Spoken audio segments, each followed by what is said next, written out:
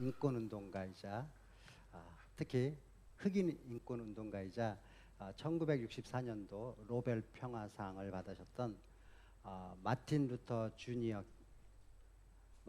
킹 주니어 이 목사님의 생전에 하신 말씀을 인용하면서 시작하도록 하겠습니다. 지금 화면에 보시는 것처럼 이분이 무슨 말씀을 하셨냐면요. 만약 당신의 삶에 죽을 만한 가치가 있는 그 무언가가 없다면 당신의 삶에는 살만한 가치가 있는 무언가가 없는 것이다. 다시 말씀해요.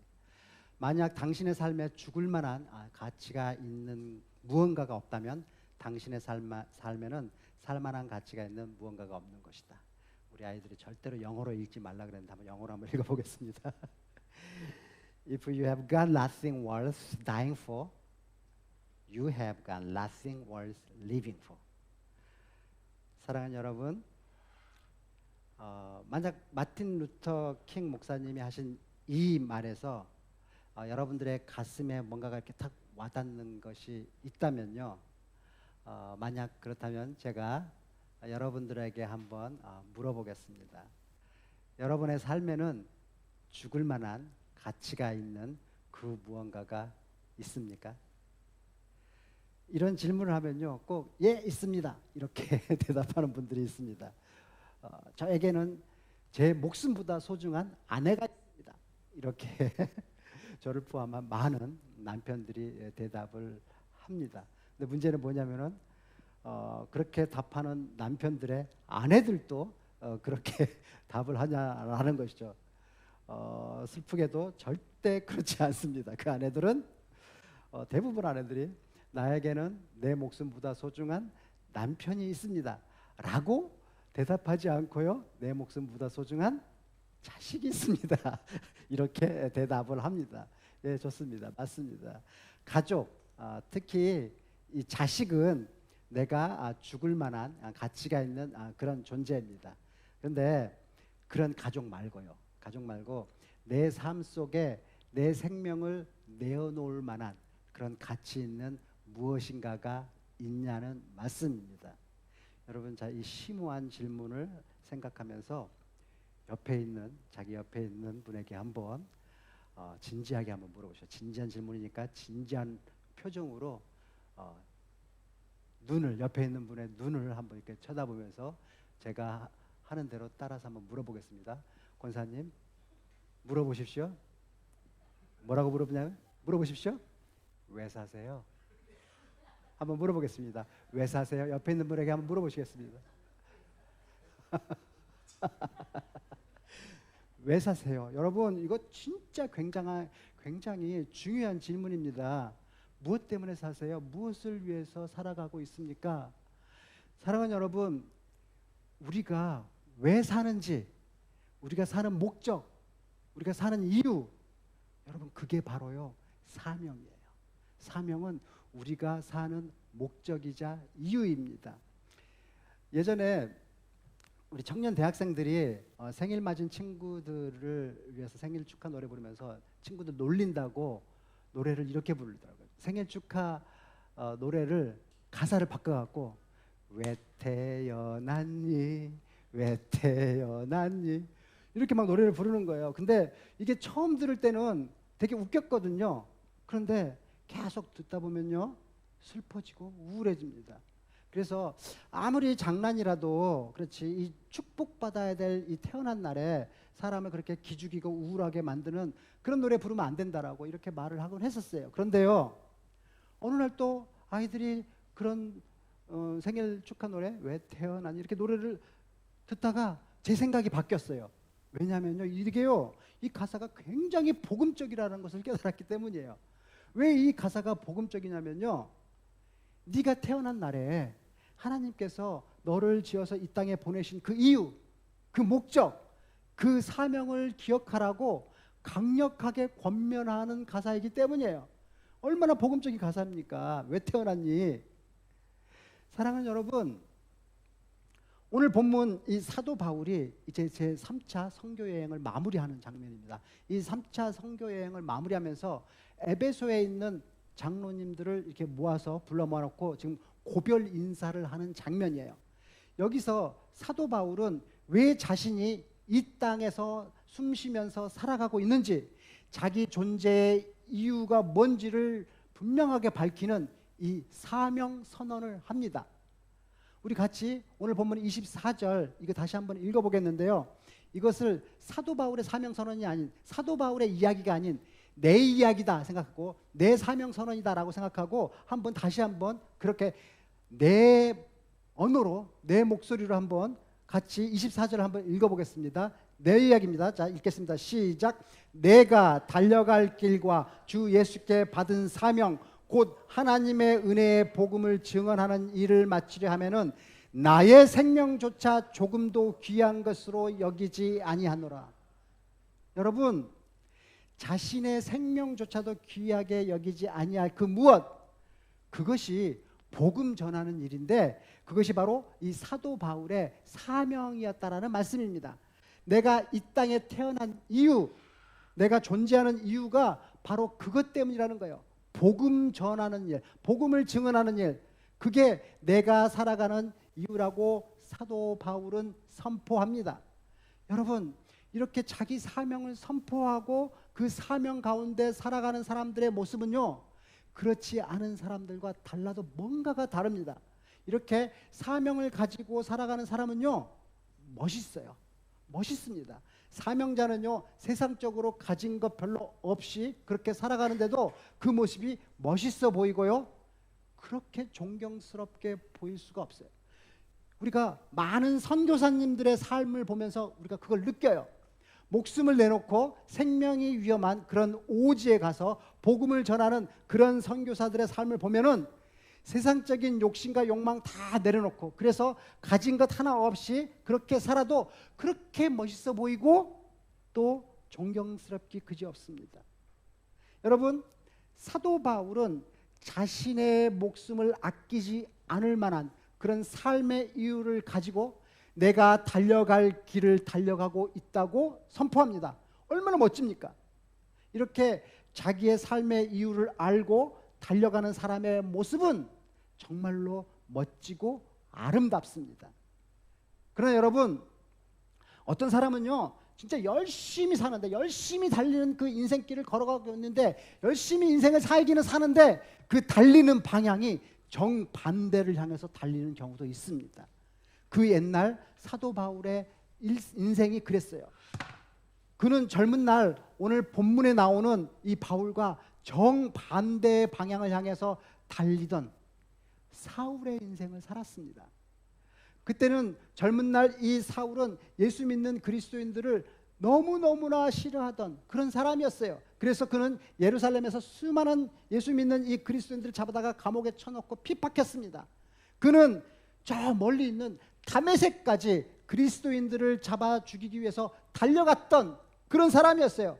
주님이 원하시는 인생의 방향과 정반대 다른 방향의 길을 달려갔던 그런 사람이었다는 말이에요. 사랑하는 여러분, 젊은 날의 이 사울은 자기가 다메섹으로 달리고 있던 그 인생의 길과 방향이 옳은 길이고 바른 방향이라고 확신하면서 살았어요. 그 길이 보람되고 가치 있는 영광의 길이라고 생각을 했어요. 그러나 그가 그 길에서 그렇게 정신없이 정말 그렇게 열심히 이렇게 달리고 있을 때 그를 너무나 사랑하셨던 우리 주님은 그에게 빛으로 찾아오셔서 그의 눈을 멀게 함으로써 그의 발걸음을 멈춰 세웠습니다. 그런데 사랑하는 여러분, 지금 우리들도 어쩌면 사울처럼 이렇게 정신없이 바쁘게 어디론가 향해서 모두 열심히 달려가고 살아가고 있는 것 같아요. 우리가 정말 여러분 하루하루 얼마나 열심히 바쁘게 분주하게 살아가고 있습니까? 숨가쁘게 살았던 일주일이 벌써 후딱 지나가 버렸어요. 일주일이라는 시간이 도대체 어떻게 지나가 버렸는지 모를 정도로 정신없이 바쁜 일상을 우리가 지금 살아가고 있습니다. 여러분, 정말 우리 열심히 살고 있지 않습니까? 정말 열심히 살아갑니다. 그건 우리 모두가 다 인정을 할 거예요. 그런데 문제는 도대체 어디를 향해서 그렇게 열심히 달려가고 있냐라는 것입니다. 우리의 목적지가 과연 어디입니까? 저는 오늘 이 예배 시간에 우리 모두가 정말 정신없이 바쁘게 달려가는 우리의 발걸음을 잠시 멈추고 이 시간 우리 스스로에게 질문을 던져보기를 원합니다. 사랑하는 여러분, 우리는 지금 도대체 무엇을 향해서 달려가고 있습니까? 무엇을 위해서 살아가고 있습니까? 하나님은 왜 우리를 지으셨고 왜 우리를 이 땅에서 이렇게 숨쉬면서 살아가게 하고 있습니까? 우리 학생들은 왜 그렇게 밤낮으로 공부를 열심히 합니까? 좋은 대학에 들어가기 위해서입니까? 그렇다면 좋은 대학에 들어간 학생들은 왜 또 그렇게 열심히 공부를 합니까? 월급 많이 주는 그런 직장에 취직하기 위해서입니까? 그래서 사람들은 돈을 조금이라도 더 많이 벌기 위해서 그렇게 열심히 일을 하는 겁니까? 어떻게 해서든지 돈을 좀 많이 벌어가지고 이 땅에서 조금이나마 더 배부르고 더 안락하고 더 편한 삶을 살기 위해서 우리는 그토록 열심히 공부를 하고 또 그토록 치열하게 매일매일 정신없이 바쁘게 일하면서 그렇게 살아가고 있는 것입니까? 그런데 여러분, 만일 그것이 우리 삶의 목적이고 이유라면 이 시간 우리 다시 한번 곰곰이 생각해 보세요. 정말로 하나님께서 우리를 지으시고 하나님의 나라의 백성으로 부르신 이유가 그겁니까? 사랑하는 여러분, 우리는 언젠가 이 땅에서의 삶이 끝나는 날을 맞이하게 될 겁니다. 우리의 인생을 마감하는 날, 우리는 하늘나라로 돌아가게 될 거예요. 그리고 그 하늘나라에서 하나님의 심판대 앞에 서게 될 겁니다. 그때 하나님께서 분명히 우리에게 물으실 거예요. 너 저 세상에서 뭐 하다가 뭐 하면서 살다가 여기 왔니? 그 질문 앞에서 여러분 뭐라고 대답하시겠습니까? 하나님, 나 진짜 열심히 공부했거든요. 정말 바쁘게 열심히 일했거든요. 그래서 돈 많이 벌어가지고요, 잘 먹고 편하게 잘 살다가 여기 왔습니다. 그렇게 대답하시겠습니까? 여러분, 하나님께서 고작 그런 대답 듣겠다고, 그런 대답을 듣기 위해서 여러분을 지으시고 이 땅에 보내셨다고 생각하십니까? 고작 나와 내 가족의 배부름과 편안함, 안락함을 챙기기에 급급한 삶을 살라고 하나님께서는 우리를 구원하시고 당신의 백성으로 부르셨다고 생각하십니까? 여러분, 그거 아니라는 거 우리가 너무너무나 잘 알고 있습니다. 우리 삶을 향한 하나님의 계획과 비전은 그것과 비교도 되지 않을 만큼 훨씬 크고 훨씬 놀랍고 훨씬 영광스러운 것입니다. 고작 나와 내 가족의 배부름과 안락함과 편안함만을 챙기며 살라고 하나님께서 나를 지으신 게 아니에요. 하나님께서는 우리를 하나님의 백성으로 부르신 게 아니라는 말입니다. 사랑하는 여러분, 주님이 다메섹 도상에서 사도 바울을 당신의 백성으로 부르신 이유가 뭡니까? 혼자 배부르고 안락하고 편하게 살라고 그렇게 부르신 겁니까? 아닙니다. 주님이 사도 바울을 당신의 백성으로 부르시고 그에게 주신, 그의 새로운 인생에게 주신 목적과 의미는 하나님의 나라였습니다. 그래서 사도 바울은 평생을 오직 하나님의 나라만을 추구하고 살았고 하나님의 나라를 확장시키기 위해서 그의 인생 모든 것을 바쳤습니다. 그런데 여러분, 그거는 우리도 마찬가지입니다. 사도 바울만 하나님의 나라를 위해서 부름을 받은 것이 아니라 하나님께서는 모든 그리스도인들을, 이 세상의 모든 그리스도인들을 하나님의 나라를 위하여 부르셨습니다. 그렇다면 여러분, 우리가 이 땅을 살아가는 이유, 우리가 이 땅에 존재하는 이유는 분명합니다. 하나님의 나라를 추구하며 살아가기 위해서입니다. 그러니까 여러분, 왜 학생들은 열심히 공부를 해야 되고 우리 직장인들은 또 최선을 다해 일해야 됩니까? 하나님의 나라를 구하기 위해서, 하나님 나라를 이루기 위해서 그러는 거예요. 왜 우리가 우리 가정에서 충실한 가정생활을 해야 됩니까? 하나님 나라를 위해서 그래야 되는 겁니다. 우리는 하나님의 나라를 위해서 하루하루를 열심히 그렇게 살아가야 되는 것입니다. 그런데 여러분, 그렇다면 하나님의 나라는 뭡니까? 우리가 잘 알다시피 하나님의 나라는 이 세상의 나라들과 달리 물리적이거나 지역적인 그런 개념이 아닙니다. 하나님 나라는 국경선이 없는 그런 나라예요. 하나님의 나라는 하나님의 통치하심입니다. 하나님의 나라는 하나님의 다스림을 의미합니다. 그러니까 우리가 하나님의 나라를 추구한다라는 것은 예수님을 나의 삶의 주인으로 모시고 그분의 통치하신 가운데 거하면서 그분의 주권에 순종하는 삶을 살아가는 것을 의미합니다. 그리고 나의 삶의 전부가 되신 그 예수님을 주위의 모든 사람들에게 전해서 그들도 예수님을 인생의 주인으로 모시고 하나님의 통치하심을 받으면서 살 수 있도록 그렇게 인도하는 것이에요. 그게 하나님의 나라를 추구하면서 살아가는 거예요. 그래서 이 땅의 모든 나라와 민족과 족속이 하나님을 예배하는 세상, 그것이 바로 하나님의 계획이시고 바람이시며 하나님의 비전입니다. 그것이 바로 하나님이 우리에게 주신 사명입니다. 그것이 바로 우리 그리스도인들의 인생의 목적이고 삶의 이유입니다. 바로 이런 하나님의 나라가 아까 우리 박상현 집사님 기도하신 것처럼 하나님의 뜻이 하늘에서 이루어진 것 같이 오늘 우리 가정에서, 우리 일터에서, 우리 교회에서, 이 진주 땅에서, 저 대학 캠퍼스에서, 그리고 마침내 이 한반도 대한민국에서, 이 온 세상에서 이루어지기 위해서 우리는 지음을 받았고 우리는 부르심을 받은 겁니다. 그런데 사랑하는 여러분, 우리 모두는 이런 사실을 잘 알고 있으면서도 실제 삶의 현장에서는 우리가 받은 그 사명과 전혀 다른 아주 동떨어진 그런 삶을 살아갑니다. 우리 모두가 이 복음의 이론적인 것은 모두 잘 알고 있는데 실제로 그런 삶을 살아가고 있지는 않은 겁니다. 왜 그렇습니까? 우리의 삶의 현장이 너무너무나 급박하게 돌아가가지고 그래서 정신없이 바쁘게 분주하게 살아서 그렇습니다. 돌이켜보면 지난 1주간도 우리는 하나님의 나라를 추구하면서 살기는커녕 하나님의 나라를 1도 생각하지 못한 채 일주일의 시간이 또 후딱 지나가 버렸습니다.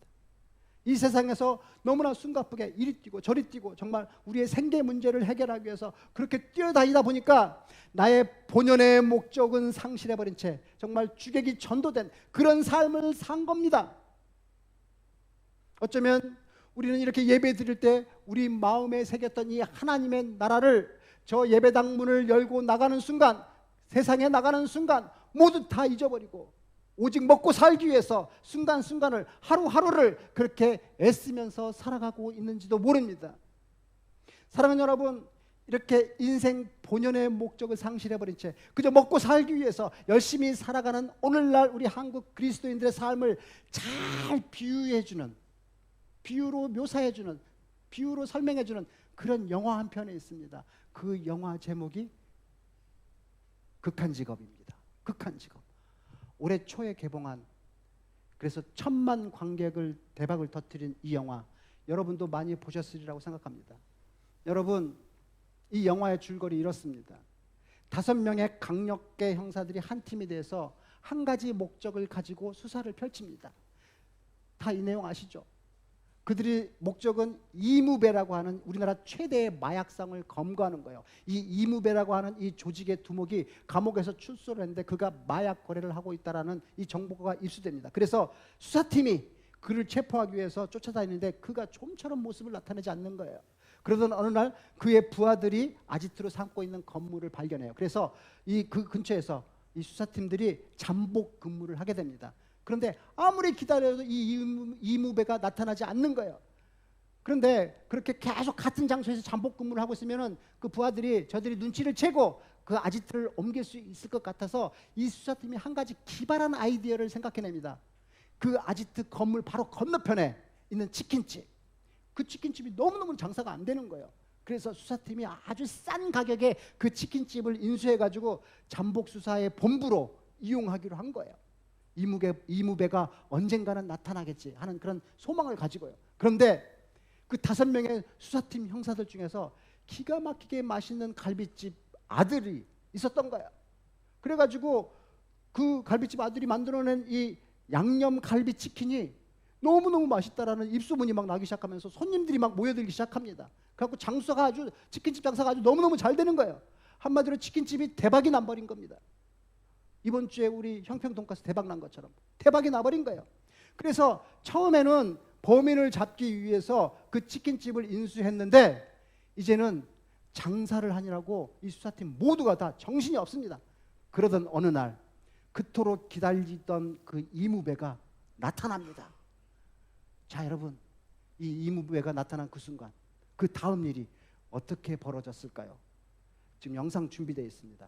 보시고 나서 계속 말씀 나누겠습니다. 갈비집은 30년을 했어도 텔레비에 한 번도 못 나와봤는데. 야, 잠복하는 형사 얼굴이 전국으로 나가면 돼, 안 돼? 멍청아, 얼굴을 모자이크 처리해달라고 그러면 되지. 뭐야? 그건 좀 괜찮을 것 같은데? 이것들이 진짜. 야, 정신 안 차릴래? 우리가 지금 닭 장사하는 거야? 야, 맨날 닭 튀기고 테이블 닦다 보니까 니들이 뭔지 잊어버렸어?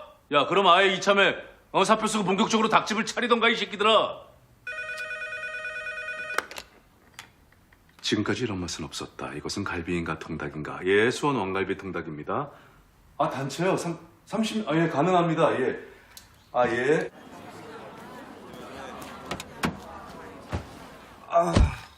치킨 냄새만 맡아도 설사가 나오네. 뭐야?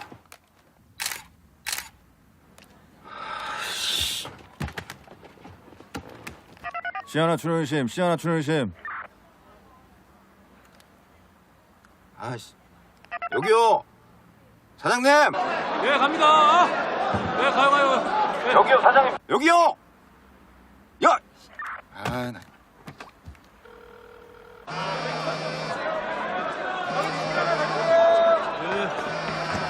이렇게 전화를 안 받아. 아씨.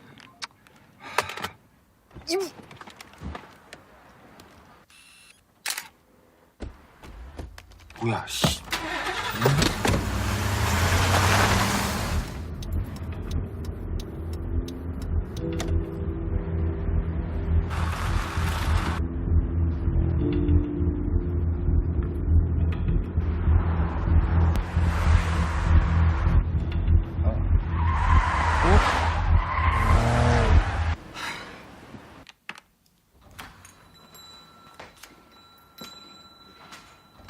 너 어디 떠 이저기 오더라? 야, 오늘 맥주 딸 사람 없어서 얼마나 힘들었는지 알아? 하여간 일하는 사람 따로 있고 노는 놈 따로 있다니까. 아니 누가 일하고 누가 놀았는데? 왜 무전 안 받아요? 왜 전화 안 받냐고? 바쁘니까? 우리도 지금 처음 앉았어. 아니 범인 잡으려고 치킨집 하는 겁니까? 아니면 치킨집 하려고 범인을 잡는 겁니까? 야, 너 화를 내고 그러냐? 너 술 마셨냐? 이무배 떴습니다. 뭐? 이모배? 그래서? 쫓아갔죠, 혼자서. 언제 퍼져도 이상하지 않을 똥차를 죽어라 밟고. 근데요, 양갈래길이 나옵니다. 어느 쪽이 이무배인지, 우회전인지 좌회전인지, 시청 방면인지 분당 방면인지 그 참담하고 막막했던 그 심정을 아세요? 아시냐고요? 양념이냐 후라이드냐네. 아! 야, 그래서 뭘 그래서요? 둘 다 놓쳤지? 야, 180도 기름에 데이고 카레에 베이고 얼마나 쓰라린 줄 알아? 아파. 지금 현재도 굉장히 쓰라린 상태야. 토막 살인범을 잡아도 모자랄 판에 매일 닭이나 토막 내고 있는 이 참담하고 막막한 심정을 너는 아시냐고요? 하루에 양파 4자루 마늘 5점 파 33단씩 까보셨습니까? 매일이 화생방입니다. 예스! 234만 원. 오늘 하루 매출액이야. 한 테이블당 3만 원이라고만 치자. 과연 내가 오늘 몇 개의 테이블 세팅하고 치웠을 것 같니?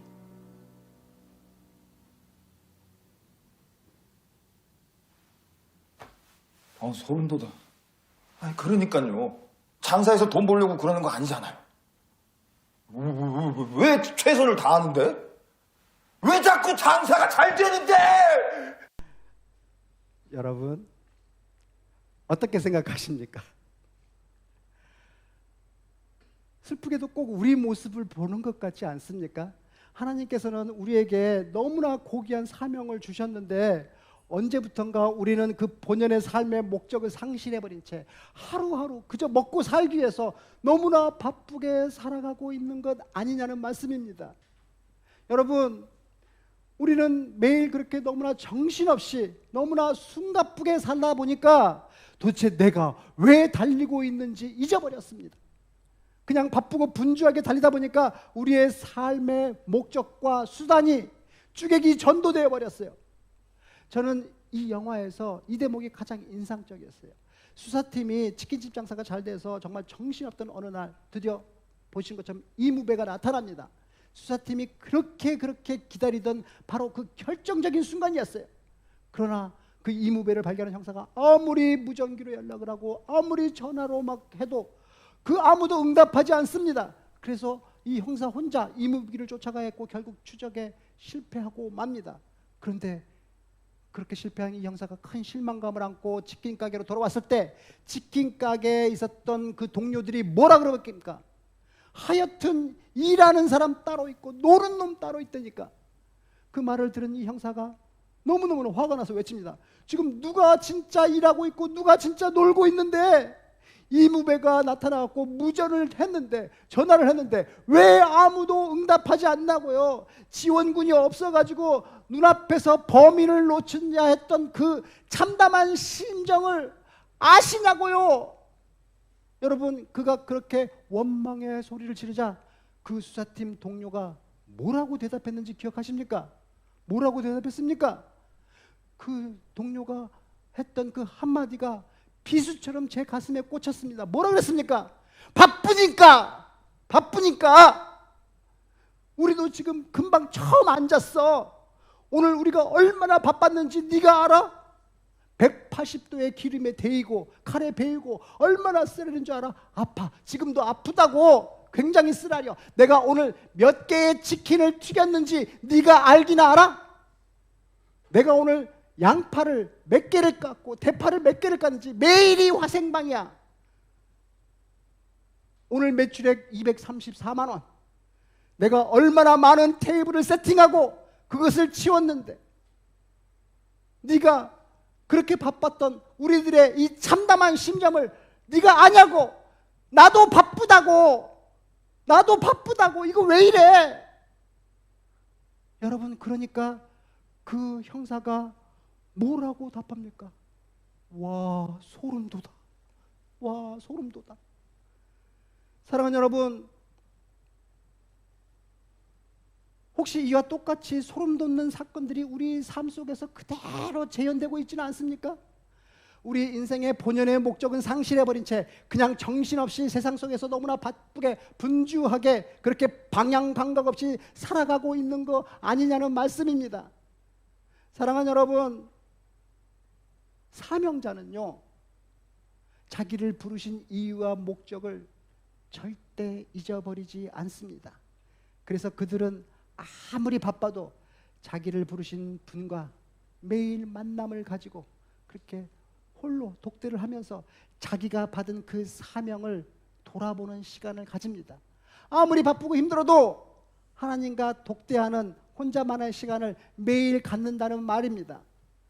그래서요, 신앙이 깊은 분일수록 골방에 들어가서 혼자 기도하는 시간이 많습니다. 하나님과 독대하는 시간이 많아질수록 그것과 비례해서 신앙이 성숙해지고 사명이 더욱 공고해지는 겁니다. 오늘 본문에 나오는 이 사도 바울도 선교 여행을 하면서 혼자만의 시간을 꼭 가졌어요. 근데요, 여러분, 우리 주님도 그리 하셨어요. 공생의 기간 동안 우리 주님 정말 바쁘셨잖아요. 얼마나 바쁘셨습니까? 그런데도 그렇게 바쁘신 가운데도 꼭 혼자 하나님과 독대하는 그 기도의 시간을 가졌습니다. 여러분, 누가복음 5장에 보면요, 이런 말씀이 나옵니다. 누가복음 5장 15절에서 16절 말씀입니다. 누가복음 5장 15절에서 뭐라 그러냐면요, 제가 읽겠습니다. 예수의 소문이 더욱 퍼짐에 수많은 무리가 말씀도 듣고 자기 병도 고침을 받고자 하여 모여오되. 뭡니까? 바쁘셨다고요. 수많은 사람들에게 말씀 전하고 바쁘셨다고요. 그런데 16절에 뭐라 그럽니까? 예수는 물러가서 한적한 곳에 기도하시니라. 혼자 하나님과 독대하는 그런 시간을 가지셨다는 말입니다. 여러분, 마가복음 1장 34절에서 35절에는 이렇게 되어 있습니다. 제가 읽겠습니다. 34절. 예수께서 각종 병이 든 많은 사람을 고치시며 많은 귀신을 내쫓으시되 귀신이 자기를 알므로 그 말하는 것을 허락하지 아니하시니라. 뭡니까? 지금 너무너무나 예수님 바쁘신 거예요. 많은 각종 병든 사람들 고치시고 귀신 내쫓으시라고 너무너무나 바쁜 사역을 하셨다는 거예요. 그런데 35절 그 다음에 보면 뭐라 그럽니까? 새벽 아직도 밝기 전에 예수께서 일어나 나가 한적한 곳으로 가서 거기서 기도하시더니, 그렇게 바쁜 와중에서도 한적한 곳으로 가서 하나님과 독대하는 기도의 시간을 가졌다라는 거예요. 여러분, 우리 주님은요 그렇게 바쁘신 중에서도 타협하지 아니하신 자신의 삶의 한 부분이 있었어요. 그것은 바로 하나님과 독대하는, 홀로 독대하는 그런 시간이었어요. 여러분, 사도 바울도요 선교 여행을 하면서 동역자들을 먼저 배 태워서 이렇게 보내고 혼자서 그 길을, 자기도 배 타고 가면 될 걸, 그 길을 걸어갔던 적, 그 길을 걸어가는 걸 즐겼어요.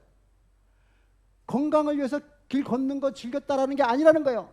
혼자 하나님과 발 맞춰서 걷는 이 산책의 길, 그 길을 그렇게 걷는 거를 즐겼다라는 거예요. 사랑하는 여러분, 우리는 모두 바쁜 삶을 살아갑니다. 그래서 모두가 다 시간이 없다라고 말합니다. 하지만 여러분, 우리는 잘 압니다. 시간이 없는 것이 아니라 마음이 없다라는 거, 그거 우리가 너무나 잘 압니다. 그러니 여러분, 만약 여러분도 하나님의 인생의 기쁨과 보람이 넘치는 그런 사명자가 되기를 원하신다면 아무리 바쁘시더라도 매일 꼭 하나님과 홀로 독대하는 그런 시간 가지시길 바랍니다. 그런데 여러분, 그거 아십니까? 하나님은 그런 당신의 사명자를 결코 외롭게 놔두지 않습니다. 오늘 본문 17절 말씀을 보면요, 사도 바울이 밀레도에서 사람을 에베소로 보내서 에베소 교회 장로들을 청하니까 그 에베소 교회 장로들이 전부 다 이 밀레도로 옵니다. 그리고 사도 바울은 그 가족 같은 그들에게 작별의 이 고별 말씀을 합니다. 여러분, 오늘날 많은 청년 대학생들의 문제가 뭔지 아세요? 진짜 친구가 없다라는 거예요. 많은 학생들이 그럽니다. 자기 전화에 보면요 수백 명의 사람들의 전화번호가 저장되어 있고, 자기 페이스북에는 수천 명에 달하는 친구들이 있고, 자기가 올리는 글에는 수백 명이 좋아요를 클릭해 주는데, 정작 자기가 힘들고 외로울 때는 연락할 사람이 단 한 명도 없다라는 거예요. 자기가 힘들고 억울하고 외로울 때 자기 속마음을 편하게 터놓고 얘기할 사람이 단 한 사람도 없다라는 거예요. 아무리 전화를 뒤집어도 내가 믿음으로 마음 편하게 터놓고 이야기할 사람이 아무도 없는 거예요. 여러분은 어떻습니까? 오늘 본문에 보니까요, 사도 바울은 지금 제 3차 선교 여행 지금 급히 마칩니다. 예루살렘으로 빨리 돌아가야, 서둘러서 지금 예루살렘으로 가기 위해서 제 3차 선교 여행을 마치고 지금 밀레도에 도착했어요. 그런데 가기 전에 에베소 교회 교인들에게, 장로들에게 꼭 하고 싶은 말이 있어요. 그래서 밀레도에서 에베소까지는 지금 3일 거리예요. 3일이 걸리는 거리예요. 그래서 자기가 지금 예루살렘에 가는 길에 밀레도에 왔는데 다시 에베소에 갔다가 돌아오면 가는데, 에베소에 가는데 3일 가서 말씀 전하고 막 이렇게 하는데 하루, 다시 돌아오는데 3일, 일주일이 소모되는 거예요. 그래서 예루살렘에 빨리 가기 위해서 미리 사도 바울이 사람을 에베소로 보냈어요. 장로들에게 밀레도로 오라고. 그러면 시간을 단축할 수 있으니까. 완전히 사도 바울 자기 스케줄에 장로들에게 맞추라는 거잖아요. 지금 여러분, 에베소 교회 장로들, 여러분 누구나 다 바쁘잖아요. 에베소 교회 장로들도 바쁠 거예요. 자기의 삶에 터전이 있잖아요. 바쁘게 살아가는 사람들이었을 거예요. 그런데 여러분, 사도 바울의 그 요청에 이 에베소 장로들이 그 3일 길을 옵니다. 왔다 갑니다. 아무 불평 없이 장로들이 다 이 밀레도로 옵니다. 사랑하는 여러분, 이렇게요 사명이 있는 자에게는 하나님이 더해 주시는 믿음의 가족이 있습니다. 그리고 그 가족에게는요 거리와 상황을 넘어서는 사랑이 있습니다. 그래서 내가 조금 불편해도, 내가 세상적으로 조금 손해보고 희생이 된다 하더라도 내 사랑하는 믿음의 가족을 위해서 기꺼이 그 희생을 합니다. 그래서 하나님은 그 사명자를 결코 외롭게 놔주지 않는 거예요. 사랑하는 여러분, 여러분들은 어떻습니까? 사도 바울처럼 믿음의 가족이 있습니까? 내 속에 있는 가장 힘든, 정말 부끄러운 일, 그거 같이 나눌 수 있는 그런 교우가 있습니까? 여러분, 그런 믿음의 가족은요 그냥 생기는 게 아닙니다. 내가 사명을 가지고 그 사명의 길을 걸어가면 하나님은 그 사명의 길에 동일한 사명자를 동역자로 더해 주십니다. 그리고 교회를 통해서 자연스럽게 서로 믿음의 가족, 서로 목숨을 아끼지 아니하고 사랑하고 섬기며 나아가는 진짜 형제자매. 우리가 보통 이렇게 형제자매 이렇게 말하는 그런 형제자매 말고 진짜 가족 같은 형제자매, 정말 믿음의 형제자매, 진짜 가족, 이 교회 안에서 그 가족이 되는 겁니다. 사랑하는 여러분, 저는요 그래서 이 열린 우리 교회 성도들 모두가 다 그렇게 사명자로 살아감으로써 믿음의 진짜 형제자매들이 되어가지고 서로 목숨을 아끼지 아니하고 서로 사랑하고 섬기며 정말 믿음의 가족이 될 수 있기를 주님의 이름으로 축복합니다. 여러분, 오늘 설교는 설교를 시작하면서 처음에 소개했던 마틴 루터 킹의 말로 마치겠습니다. 뭐라 그랬습니까? 만약 당신의 삶에 죽을 만한 가치가 있는 무언가가 없다면 당신은 당신의 삶에 살 만한 가치가 있는 무언가가 없는 것이다. 같이 기도하겠습니다.